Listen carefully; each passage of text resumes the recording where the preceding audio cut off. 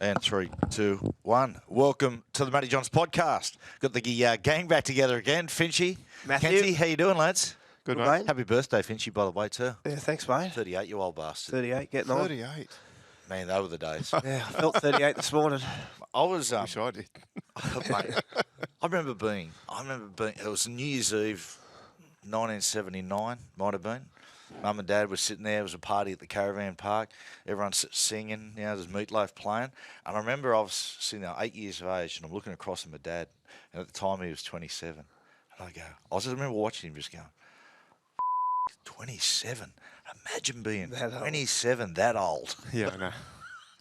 Sorry. Oh, mate. We like to give tips here. Kenty's got a TV show we're going to talk about in a moment, but a good book out. I'm not a fan of fiction. I don't read fiction. I find it too unbelievable. Well, you're not reading good fiction then, Matt.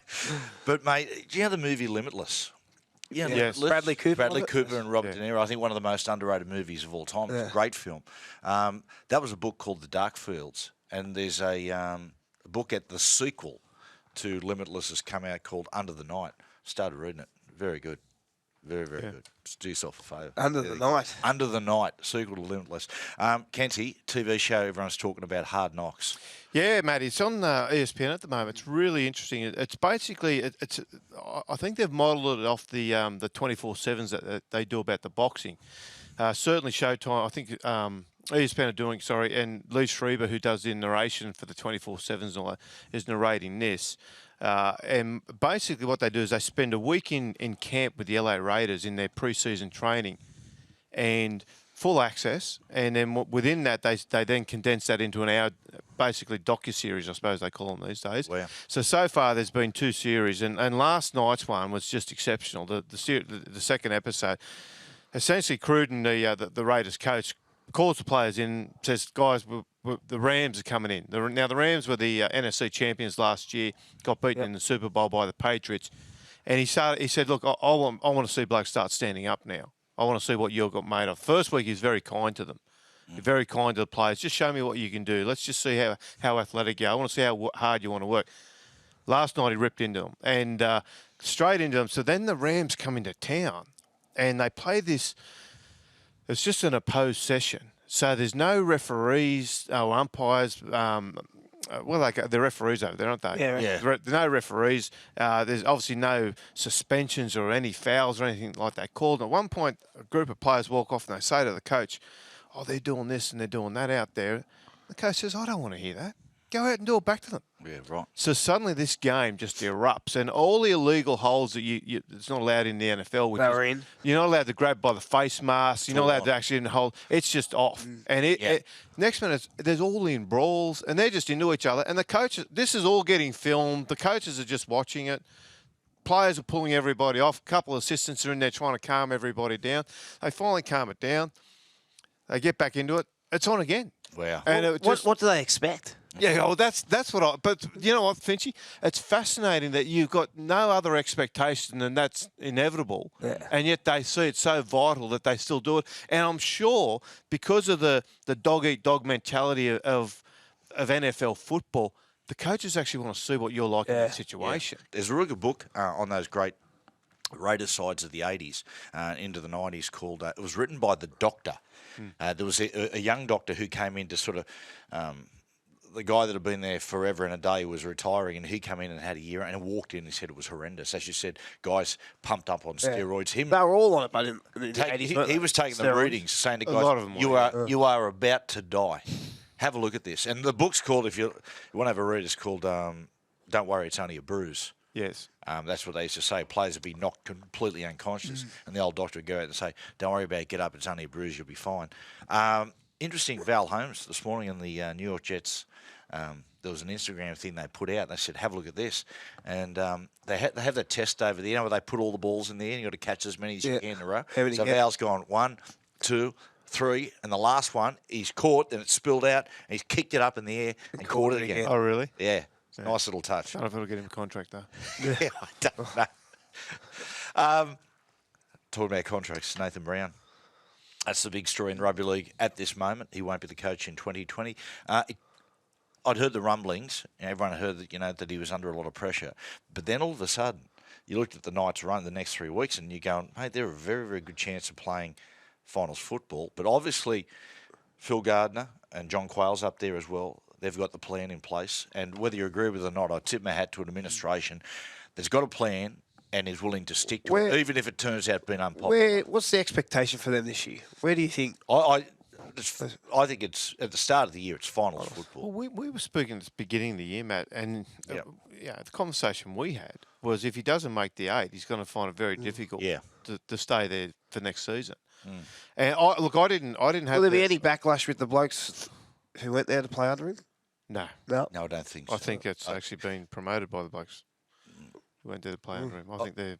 It's funny, isn't it? And Nathan Brown's all the time through that. It's difficult to be a coach in the midst of a rebuild, and some clubs come out and say we're in a rebuild, but there's no doubt Newcastle were, and he's gone there. If you're in a club that's trying to rebuild itself, mate, you wear plenty of bruises. You have to make a lot of tough calls on people's careers, and that can affect relationships. I think all in all, he's done a very, very good job. But even Nathan Brown has sort of come out and gone, I acknowledge it is time. Yeah, I think he'd begun to read the tea leaves, Matt, and he realised there was a little bit of a kickback from the playing group, and it was as simple as that. I think Phil Gardner has been speaking to people and is also aware of that. And when Brownie went in and had to talk to Phil Gardner's been overseas. Brownie went and had to talk to him last week. Came out of that meeting sensing essentially didn't have Gardner's full support. Then he had another chat with him Monday night, and in the interim, he'd heard that the Knights had actually spoken to a couple of coaches about the possibility of coming in next year. So he basically reinforced what he suspected. So Monday night, he said to Gardner, "Look, let's call it off now, and we'll finish the season and move on." Will they have to start again if it's a new coach? I don't think so. I think there's some pretty good things in place. You know what's sad though, Matt? Yeah. There's not a coach that goes into the game now that says, I'm happy with the roster I've got, other than probably Wayne Bennett this year, right? Most coaches go in and within a few short months, it's an excuse there for him, isn't it? Buys them time, Frenchie. Buys them time against not my roster. lack of success. Well, that's unacceptable. That sort of attitude is unacceptable in this case. Newcastle it's gone through, everyone's understood the rebuild, but now the side is ready to go. But whoever gets the job's got to get up there, and whatever the roster they inherit, they got to coach their pants off. Well, the Knights have also got to make it clear though to whoever the new coach is, mate, you are not starting again. You are not going to say, well, we need to get rid of this guy, and bring players in. I can't work with him. This is your roster that you're building on. Get us to the final. You're not going to buy yourself 2 years so you can clear up the salary cap and get. If you got Pierce Ponga and you got Clemmer. You've got a pretty big. That's a good core of the side there. There's no doubt. There's positions kids coming through. Connor Watson is still a young man, and the Bradman Best gets a start this week. Who's a terrific young player, and big raps on him.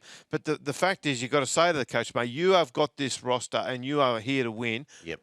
And you're here to make the 8 next that's year. Right. We don't want to hear the word rebuilding. Surely, if a coach takes the job, they will take a job with the expectation of winning. Absolutely. Yeah, but they'll do that. But then they'll get that. That's what they do, Finch. They get 3 months into it and go when they don't get the immediate results and go, you know what, I can't win with this group. I'm gonna have to start rebuilding. Like you look at Penrith go through an annual rebuild. Yeah, they do.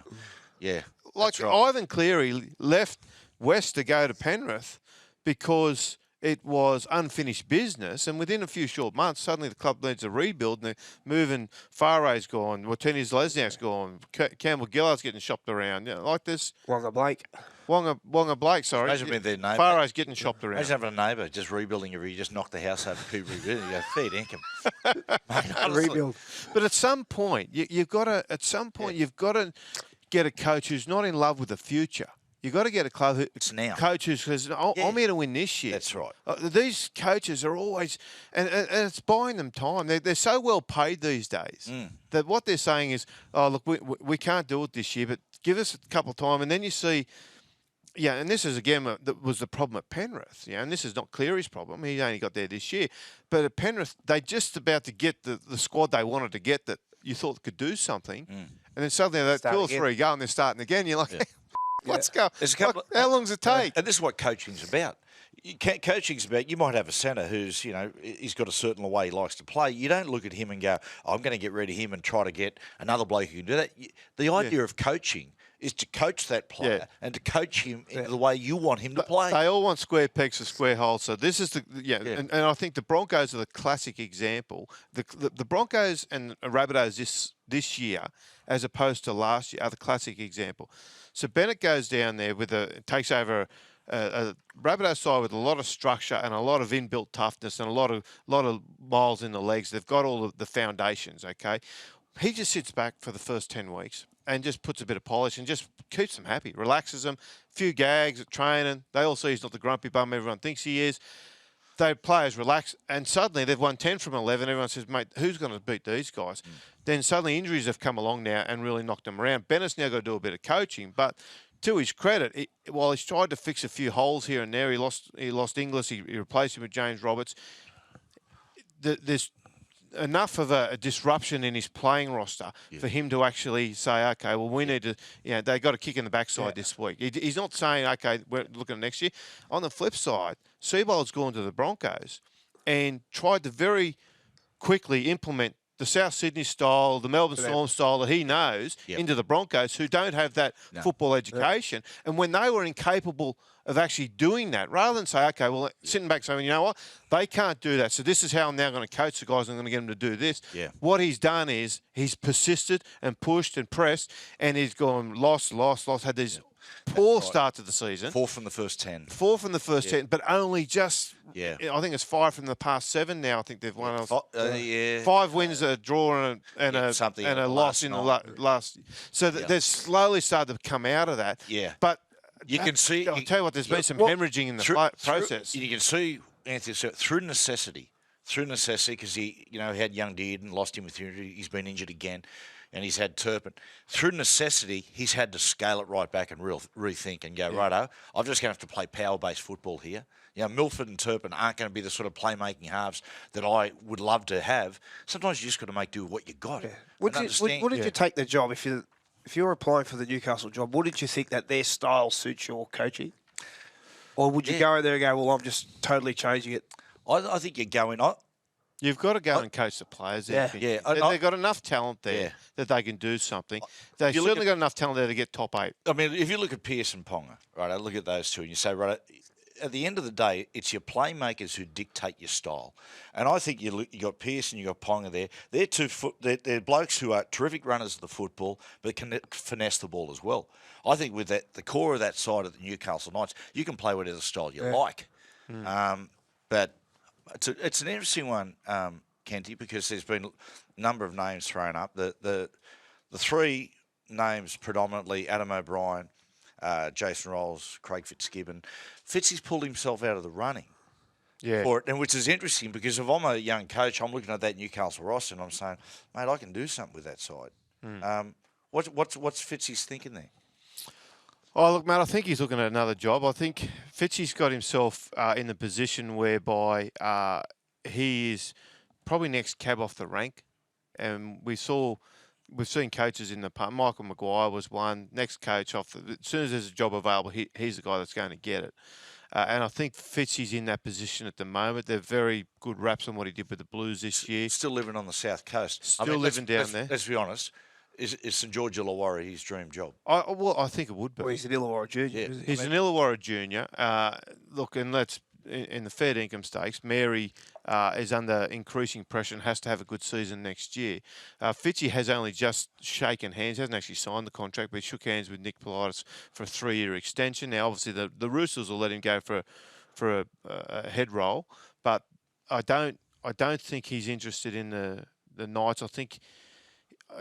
He's a bit like Craig Bellamy, who when Craig Bellamy was the next coach ready to go as an assistant into a head coaching role, Craig Bellamy actually knocked back West Tigers, went for the Canberra job, missed it, to their eternal regret, and then took the Melbourne job. So Craig Bellamy had the ability and the strength to be able to knock back jobs and say, I'm going to find the club that's right for me. And I remember at the time he was very vocal about making sure he got into the right club. And West Tigers at the Fitzy time stocks were are only going to rise at the Roosters, aren't they? Well, you'd imagine so, yeah.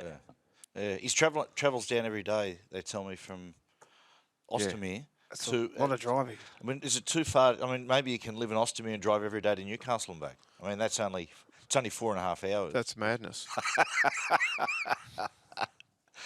It's for all the times I've driven down the south coast, I've never done that coastal road.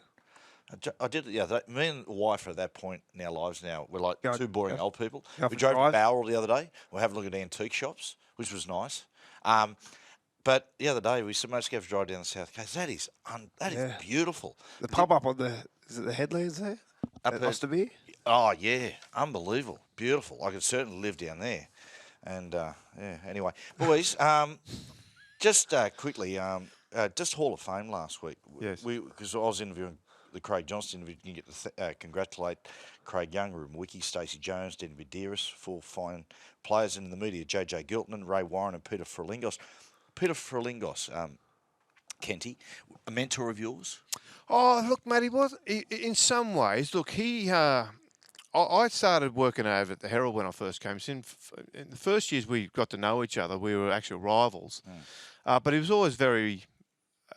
Chippy was always very respectful to new journos coming through. You had to sort of prove your way a little bit, but once you did, he was on board.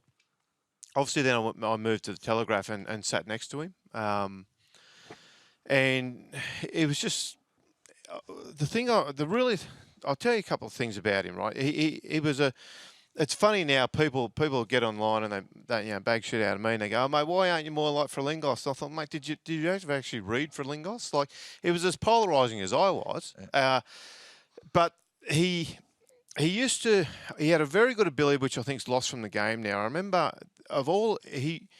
you get a story sometimes, and it's changing times, and you would say, oh, mate, this is really going to upset Matt Johns tomorrow. The story, it's right, it's done, and you'd sit there, but he would ring whoever it was up and say, listen, mate, I'm just letting you know I'm writing this tomorrow, and it's sort of, back when men were men, people appreciated that, and you could still maintain the relationship. The only person I know that he ever really fell out with was he got tipped that Terry Lamb was about to be sacked as West Tigers coach, and he rang up Terry Lamb and he said, mate, I hear you've lost it, and you're on the way out, and they're going to sack you tomorrow. And Lamb had no idea. He got the shits, and they had a blue on the phone over it, and he just said, well, mate, it's going to happen. It's a story. And the next day he got sacked. And I don't believe they ever repaired that. I think Chippy died before they were able to do that. But in most cases, he had an ability to ring a guy up and sort it out. And you could, back then you could do that. You could meet guys in dressing rooms and have a chat to them there. The one guy he never got on, I'll tell you a story. The one guy he never got on with. Warren Ryan. Right. I'll tell you this story. Right? I've got one as well. It involves that. Well, I'm probably going to start where you're going to finish, so I'll hand it over to you. But so at the beginning of I think it was 84 season, John Quayle calls up Chippy and said, listen, I need you to come in and have a meeting with you, me and Warren Ryan. And Chippy said, mate, we don't talk. I'm not going in there. And he said, no. He said, I've spoken to Warren. He said, I can't have my number one coach and my number one reporter not speaking. He said, we need to sort this out. So Chippy said, well, look, if you've spoken to Warren, he's coming in, I'll come in. So Chippy's there prepared to shake hands and move on. He knocks on the door. The secretary lets him in, opens the door. Mr. Frelingos is here. Warren's already sitting at Quayle's desk. Quayle's at the other side. Warren turns around and goes, there's the right there. And it's on. It's just on. And Quayle is trying to slow them down and say, oh, yeah. But in the end, he just said, you know what? You go. You wait 5 minutes and then you go. And that was it. And then I think where you're heading with the grand final. You do the grand final. Mine. So the grand final, so all year they don't talk again. And it's just on. Anyway, so the Canterbury win the preliminary final, I think it was, to go into the grand final. Back in those days, the media used to wait outside, and the bloke on the door would say, right, our media are in, and he'd let you in, and you go in, you'd find the coach, and you do your interview. So Canterbury have won. They're going into the grand final, play Parramatta, and Warren sees the media come in with Chippy in the group, and he goes, everybody quiet, everybody quiet. In the whole dressing room, they're all celebrating, having a few beers. Everyone quiets down. He goes, I just want to say one thing. The Canterbury Bulldogs have made the grand final, and there is not a thing the Mirror can do about it. Anyway, Chippy's like, okay, fair enough. So he sits there, does the interview. Following week, Canterbury go out, win the grand final. Chippy writes 8-page lift out and does not mention the WOC once. Oh, no. They just won the grand final. Just won the grand Did final. WOC butt heads with everyone? Most. When he came to us in 1999, Warren, we had 2 years there. And I really enjoyed his coaching, like brilliantly analytical. He'd carry, the 10-cent pieces in one pocket, the 20-cent pieces, 13 of them, and put them out there. And I was like, we knew that, that he had some serious relationship problems with some of the Sydney press, but it wasn't a real big deal. Like he didn't make a big deal of it amongst us. And as we got into the middle of the season that first year, it certainly wasn't becoming a problem. He had a great relationship with all the Newcastle media. But anyway, we're going into a big Sunday game against Cronulla. A couple of things that happened in the lead up to this game. Firstly, we played a State of Origin game on the Wednesday night against Queensland, and Joey hadn't played well. He did a kick that cost us. They went the length, Queensland, and beat us. Lockie kept the goal after full time. They win the game. Anyway, Chippy had done an interview leading into that game with the New South Wales selector, and the selector, he asked him about Andrew Johnson's performance, and he went, mate, he's gone. Anyway, that was the back page of the paper. He's gone. Anyway, so that Sunday we're playing Cronulla, and it's a really emotional day because it's Chief's farewell, right? He announced through the week he's retiring. Chief comes on before the game, tears in the eyes, blah, blah, blah. We go out there and we're lifted by it. Huge crowd there, 29,000. We put the cleaners through Cronulla. Joey gets man of the match. Anyway, Watt grabs me and he goes, you're coming with me to the press conference. So I go and I sit at the press conference, and Watt's sitting there, and he just has a quiet word to me, and he goes, if I was you, mate, should stick up for your brother here. And I said, that's a good call. Absolutely. So we're doing the interview and post-match press conference. What about that? What about the Chief? Yeah. And then Barry Toohey just said, hey, mate, how's your brother holding up? Given the headlines today. And my point was, I just said, look, you saw how he played there today, Baz. Anyone who thinks he should be gone either's got a grudge against him or just doesn't know what they're looking at. Now that was a shot at the New South Wales selector, right? But Watt goes, he's talking to you, Chippy, right? Mate. And anyway, as I'm walking out of the car, Baz Toohey goes, hey mate, Chippy's told me he's going to give you 6 weeks' worth. And I said, mate, I'm talking about the selector. He just quoted the selector. He goes, mate, it's going to happen. So for the next 6 weeks, every time I pick up a paper, they go, Jesus, Peter Frelingos is into you at the end of the 6 weeks. Baz Toohey rings me and goes, I've got a message from Chippy. Are we square? I said, for sake, Baz, I wasn't talking about him. Yeah. But, mate, he was a very good... I'll tell you a story one night. He used to fight for the back page right up to the day he died. The day he died, he was on the phone to David Gallup after a story, and he was about to write the back page that night. But he had the back page one day. I can't remember what the story was. And he had at 4 o'clock, he had the story, and everyone's going, beautiful. So we start drawing the page up and all the rest of it and planning the paper around it. Then about 6 o'clock, Bulldog Dean Ritchie walks over and says, oh, mate, I've just got this. And everyone's like, oh, that's a good story. Mate, Chippy, we'll have to move you inside. Chippy sat there and said, no, I think mine's a better story. And Bulldog said, no, I think mine's better. And there's a big debate in the office about which was a better yarn. In the end, the boss goes, you know what, I want to go with Bulldog's yarn. Chippy goes, right up. And he just walked over. Now, most journos at that point, 6:30 by the time this had happened, they just go, pack up, they go home. He gets back on the phone, and we're sitting there, and the deadline was about 7:30. He walks over at 7 o'clock. He goes, I've got a yarn. And they said, oh, what's that? He said, Kevin McGuinness and Craig Field just tested positive. Bulldog, gone. Yeah. Straight out. And it was just a lesson for a bloke who just did not want to surrender the back page. Yeah. And he's just a competitor. And I was 33 or 34 or something when he died. And to see him right up to the end, chasing the stories every day, just working hard. A lot of blokes, as they get older, they get fatigued, they get worn out. The fighting knocks you around because it is brutal at times in this game from a playing point of view, obviously, but even just covering the game in the meet. You only got to look at the shit in the last week. You get to this point of the year. Like I said to my wife yesterday, I said, there's just non-stop. There's things just going on all the time. I said, this time of the year, you're on the ropes. Yeah. And you're trying to digest all this stuff in the bear pit, and it's been going on for so long and all year. Fatiguing. Mate, it happens every year, mate. But even look at this. Was Chris Walker his last story? Chippy's last story? What's that? Chris Walker? Was that the last when he... Oh, I can't remember. Origin camp, I think. Might have been too, yeah. Yeah. Yeah, well, he died in May, so that was about Origin time, so... As far as the players, did you play with Ruben Wiki at the Raiders? I did play with Ruben. Ruben was one of the best club players I ever played with. Never heard him say a bad word about anyone. Totally, the respect he had was unbelievable. A couple of things for Ruben. I remember we played the Warriors in 2002, and the Warriors were really good that year. I think they got the minor premiership. Ruben single-handedly just destroyed them. Like, just took them on physically, led us, and just tore them to bits. And they were such a big side that year. I've never seen someone just take on a whole pack on his own. There was another one we were on the drink one time. And he took his shirt off and he did the haka.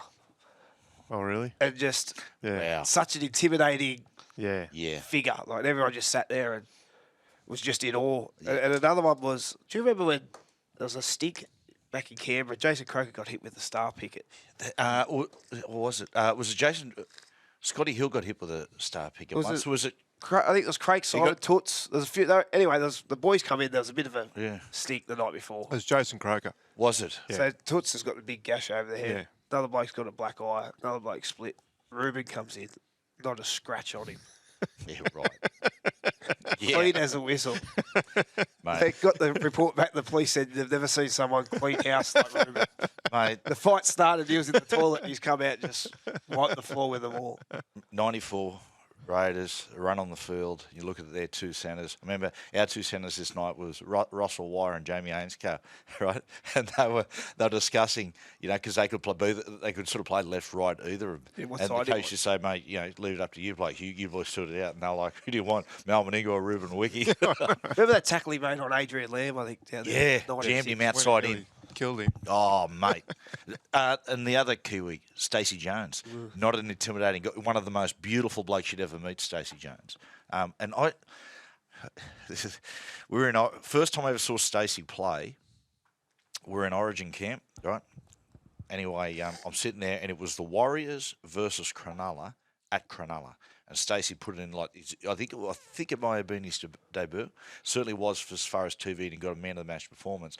And I'm watching this bloke just taking them on and ducking and darting and typical Stacey performance. And phone rings, hotel phone, and picks up, and I go, yep. He goes, mate, are you watching this bloke? It was Joey. Are you watching this bloke?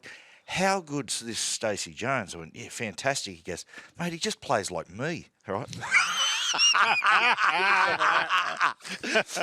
we used to, which in hindsight's a rap. Yeah, which is a rap. It's a great rap. Joey's because we'd oftentimes we go over and play the Warriors over there, and we had because we had a great relationship with Brandy.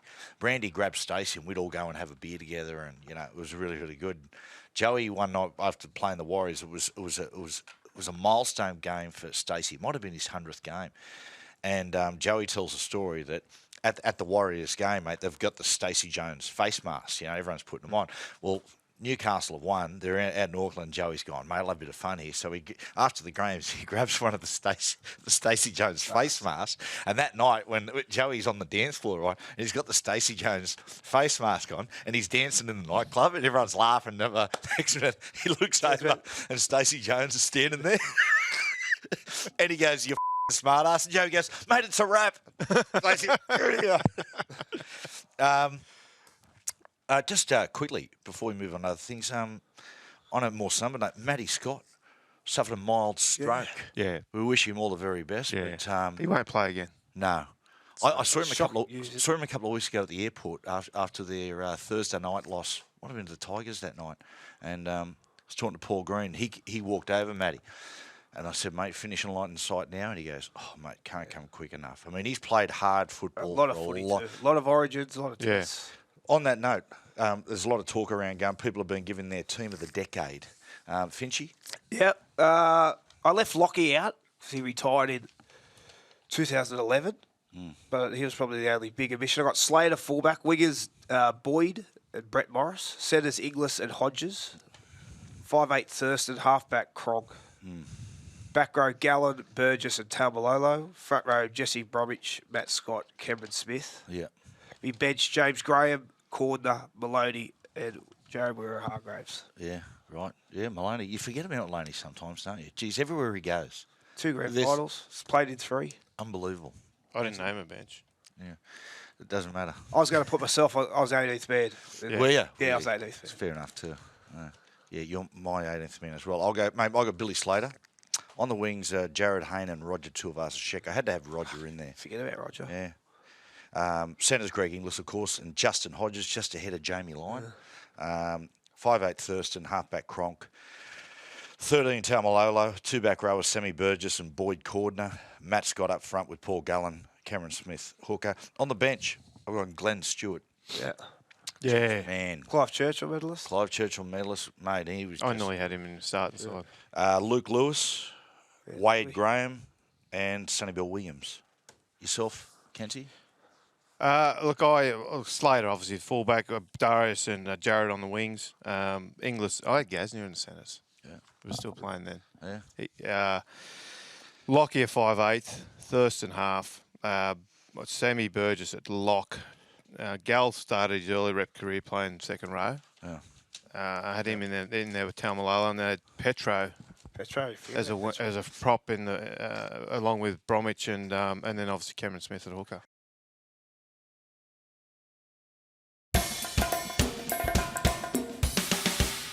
Boys, the Canberra Raiders, over the last 3 weeks, fair to say their stocks have risen. Everyone knew they were the real deal, but I think in particularly the last 2 weeks, had a narrow loss to the Roosters. In that game, they just lost their composure late. They're very good at playing through an opposition, the Raiders, and they just started playing a little sideways. Didn't lose their composure on the back end against the Storm.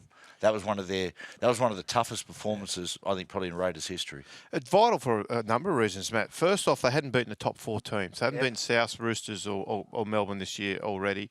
But then, secondly, to go down to Melbourne, win in Melbourne, have 2 players in the sin bin early in the game, and then to be down 18-0 down, and Storm had never lost when they've been 18 points up. Yeah. So there's a lot of boxes to tick there that suddenly the Raiders go from a team where, if they hit a purple patch, they might do something, to now you've got to say, well, they're the real deal. Serious team. Yeah. Serious contender. We've got to make sure they take advantage of this situation. This is a good footy team. Remember in 2016, Edric Lee drops the ball to the line wide open, and we thought, here they are. Then they missed the next 2 years. Yep. You know, like Jack White, he's played about 8 years now. You know, like Croker is a season keeper. They've built this team nicely that opportunities like this don't come around too often. No, they don't. I think they learned the lesson from that, Finchy. You talking to Josh. You heard Josh Papali being interviewed after the game the other night, and he talked about, look, there's a realisation they haven't really done anything. But there's also a realisation, and it's not the cliche, 1 week at a time to do that. The realisation is we've been here before and we didn't capitalise on the opportunity, and we're about to get there again, and that's when we need to be in the right frame of mind. And I think the Raiders are very focused on that aspect. The fact that they'd been there in 16, everyone thought, okay, here they come, they're on their way, and then they have 2 pretty lean years, and everyone goes, well, hang on, it's not as easy as you think. So now when we get back there, guys, because they played a little bit, I don't want to say frivolous back then, but they didn't. Well, there you go. They did. Yeah. They didn't tighten up and play semi-final. Sometimes they thought we'll score more points than you. Yeah, they went into that final series with that mentality that we'll just doesn't matter what you do, we'll outscore you. And they found the harsh reality, and particularly when the drop pass and that changes everything. But this year they've got an edge about their defence. There's a steel there that hasn't been in them. Kenty, that's what separates really good teams against great teams, is that the ability to transition from your attack to defence. Yeah. That was the difference. Like, you talk about some of the great sides in modern history. You can talk about the Broncos, right? Those Broncos who went back-to-back in 92, 93, they were great sides. They were really great sides. But they were sides that I enjoyed playing against because they let you play football. Yeah. You know what I mean? Like they were so good with it, and they just went right up, mate. You scored 22 points, we'll score 42, or we'll score 32. So you sort of come off at the end of the game, and you weren't busted. You weren't you didn't come off absolutely demoralised. You got out there and you played a game of football. Scored a few points. Again, they just let you play. Yeah. But the Canberra Raiders sides, you come back to those, once again, to those great Raiders sides, they were nasty. Yeah. What they did, mate, they just pushed the ball. They'll bring it with the football, but then they turn it over to you, and then they just got into you. It was just, it was an amazing, for me, that's how you judge them. We're just talking about that there. They've learned how to do that. Yeah. To enjoy both sides of the game. To be brilliant with the football, but then brutalise you with their defence. Shows you how key Johnny Bateman is, because he sort of sets the temperature of the team. Like his mood is the team's mood, and he's got that ability to just get nasty in defence. And as soon as it's over, he just... It seems like it's a common trait with some of those old-fashioned English players. It's like it was 18-0 and he went perfect. This is a perfect situation. Well, a few weeks back when they played Penrith, and remember they had a bit of a scuffle and they're all into each other and all that. Bateman's right in the middle of it, and he's getting angry and he's doing that. And as soon as he turned around and it all started to die out, he turned around to Elliot Whitehead and he gave him a wink and he said, "We've got these blokes." Yeah. And that ability to actually be aware of the situation you're in, and to be able to, we need to get in and do all that stuff, but let's not lose our head either. There's a game here. What a player Hodgson is, Josh Hodgson. Good. Yeah, like his stocks have continued to rise. He gets all. I'm not going to say he's underrated. He gets all the plaudits he deserves. Yeah. I was watching him the other night play, and just his influence he had on the contest. And mate, I'm thinking at the moment he's certainly in the top 5 most influential players in the game, maybe the top 3. Yeah. He has a huge... Because you look at this Raiders side, they're going in... their halves, they haven't got superstar halves. Like they've got Whiten, who's an origin player, but he's essentially an outside back playing at 6. Yeah. And one of the problems has always been with the Raiders is settling on a 7. And Caesar's playing good football at the moment. But Hodgson is their primary playmaker. And now this ability he's developed, of stealing the football, which is another big debate. I've got to say, the strip roll, I like it. Yeah. I like the variable. I like the fact that I've got no problem with teams practicing it. If you're good at it and you can do it, and the reason I like it, not just because it brings another contest in the game. The other reason I like it is that I look at games sometimes, and the rugby league becomes, we always talk about the arm wrestle. Sometimes, let's be honest, if it is just a non-stop arm wrestle, boom, boom, boom, kick, boom, boom, boom, kick. It stops a game where essentially, it stops a situation where a side can basically finish off a contest 20 metres out by just going one hit up, one hit up, one hit up, 100%. One hit, and kick. And the other bit, Matt, if you want to play negative through the middle, then now you're at risk of this sort of stuff happening. It allows you to, when you see teams and they're just on song and they're getting to the kick every set, putting it in the corner, get the ball back, boom, boom, boom, boom, put it in the corner. It's very difficult, particularly if a couple of penalties, you start to fatigue, you make a lazy decision in defence, you get a penalty against you, suddenly that momentum snowballs on you. This has got the ability to say, you know what, let's just pull it back. Boom, take the ball. And still got to be able to execute it. He executed that in the 77th minute. Yeah. Now, if he does it too early, they get the penalty. Yeah. They get down the other end, they win the game. Does Melbourne go, right, let's pull it in a little bit. Let's just drive the ball through the middle. Essentially in the game now, it might be a very, very case. You could state a case at the moment that playing that side of football, taking one just hit up straight through the middle third is more of a risk now than actually pushing the ball through the hands a little bit, where the defence is a little bit thin. James Graham made a good point too last night on 360, where he said that, but you talk about influential players and Josh Hodgson's influence in the game. Like he talked about how the moment they set. Papali was sitting there for the ball. He said, if you look at the shape they were in, he said everything was set up for them to go out the back and hit the play on the edges. He said, so you can understand the Melbourne Storm have looked up. Out the back. Yep. Boom, here, this is what they're doing. And for Hodgson to have the nous to just sit there and say, right, here, short pass, boom. And Papali, by Melbourne standards, it was actually a very easy try. Yeah. They don't normally surrender tries that easily on their try line. But that's because he spotted the foot. They were so clever at disguising it. Very clever diversion. Yeah. Sending the big block shapes out and looking to play around them and played through them. But he spotted that Jerome Hughes had come into a defender. So he put Papali straight into him. And the thing, too, with his ability to rate the ball, if you're a big bopper coming out of trouble, you used to spot the small hooker. Yeah. and try and run over the top of him. Now you're going, well, Yeah. Because he might I can't take go it in him. He might take the ball, so I'll go run in the front rower. It's too smart. Mate, we touched on it before. South versus Broncos this week's an interesting game. And it's just the Ducks and Drakes. Geez, there's been a lot of Ducks and Drakes going. Like Brownie in the press conference this morning shot a bit of a shot over the bow of Wayne. Seabold come out and had a bit of a shot at Wayne saying, South is just attacking like they were last year. Sam's hit back at Seabold. Yeah. It's unbelievable. There's just always something going on, Yeah. isn't there? Coaches and we've seen in the last couple of weeks, just back on coaches is, mate, Robbo versus Ricky. Yep. And that one's just sort of come out of nowhere. There's a little bit of niggle with these two blokes. Is there a little bit of history there? What's behind that? Oh, I don't think there's history as such as far as them, they've ever really done anything. I just think they're just different blokes.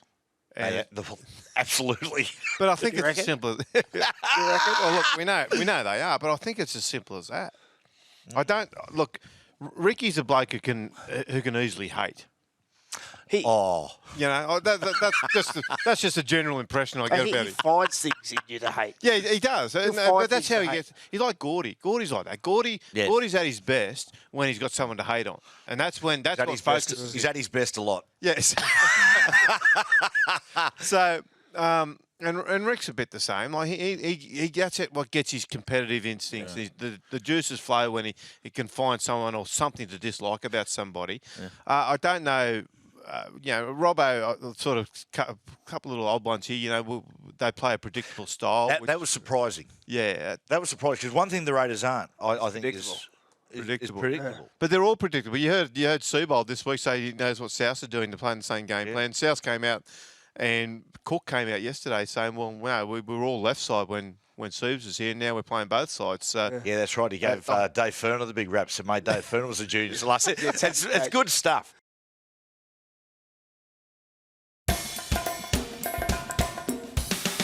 Are there any little coaching rivalries or feuds that we don't know about?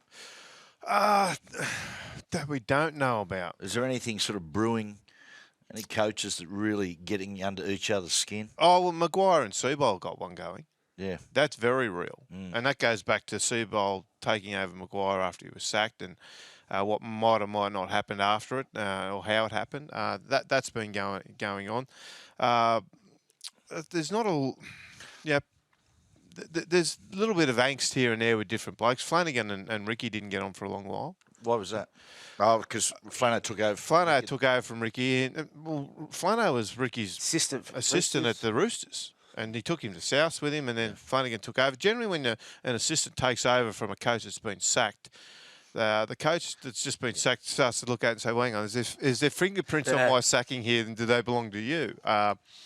It's not always the case. Sometimes it is. And that goes on. But I don't think there's a lot going on at the moment. Bennett's just sitting back, just puppeteering a lot of it. He likes, Brownie and obviously got a little bit of drama with what Bennett's been doing. But it's funny. If there was a fight night, right? I mean, geez, that'd be... I'll tell you another little... Sorry to interrupt, mate. Another one was Paul Green and Paul McGregor this year. That's right. They had a little bit of an argument, and Mary said after the game he just needs to shut up. Paul Green. So Paul Green saw Benny Eichen. This is a true story. People think this is made up. Paul Green saw Benny Eichen at a party the following weekend. Party? Yeah, you can imagine those two bucks going off. Anyway, he said to him, and he'd had a few schooners, Green. He said he gets a little bit feisty when he's had a few. He said, "Listen," he said, "you tell Mary." He said, "I'll fight him." Right? He's only giving away about 2 meters in reach. So that's what he said. He said, "Not in the ring." He said, "It's got to be in the cage because I've got to take him to the ground." so we and he said, "You can say it on 360." So we said, "Right." So we brought it up. So I saw Mary and I said, that was genuine." Oh, he actually did say that. Mary goes, "Please." It was the best. Oh, I love it when you see Green in the press conference when he starts to get irritated, right? He goes, you see the bottom where Mary's head. Mary goes, "He just want to shut up, eh? If there was a fight night, yes. Okay, so let's imagine they're all in end of the year, Royal Rumble, charity, all in the cage Royal Rumble. Who wins Steve of all Kearney. the fights? Steve Kearney. There you go. I didn't consider. I'd have Madge as favourite. Yeah, I think that's- Madge is mine too. Madge would wrestle their heads off, and he Yeah. would Can never I- give up. Look, last year when Madge was out, He's exceptionally strong. Madge. exceptionally strong. Taught wrestling for many years, even when he was head coach. Yes. But second to that, when he was out, not coaching after the Rabbitohs, he actually did some boxing and was going to have an amateur fight. Was he Madge? Yeah, that's a little secret. We won't Yeah. tell anyone about that. But Dave Ferner can, it's well known. He Well- can throw 'em. I was with Dave at Wigan. if Dave's back coaching, Dave He wins. Dave Yes, he wins. People leave Dave alone. If there's a Royal Rumble, Dave's standing by himself doing these ones while they're all sorting themselves out. He wins on reputation alone. He does. Mate, when we were at Wigan, we were playing, I think it might have been Leeds or Warrington. And because he can sort of throw him and does look for opportunity sometimes. Dave gets there. And one of the Pommy blokes sort of jumped up, swung around, had a swing at Fernsey. And you see Fernsy's just gone, boom, up on the toes, pop, pop, pop, pop, pop, pop, pop, pop, pop, dropped. He got hold of Webke one origin, didn't he? Oh, Does he he? got Webby. Yeah. Yeah. A few blokes have got Webby. Yeah. Kevin Campion got Webby as I well. don't think Webby's ever been known as a pugilist, though. So No. he's more just a Tough. Yeah, tough. But mate, look, it's not. It's one thing taking punishment, Finchy. If you're going to be a good street fighter, you've got to be able to Give dish it. it out.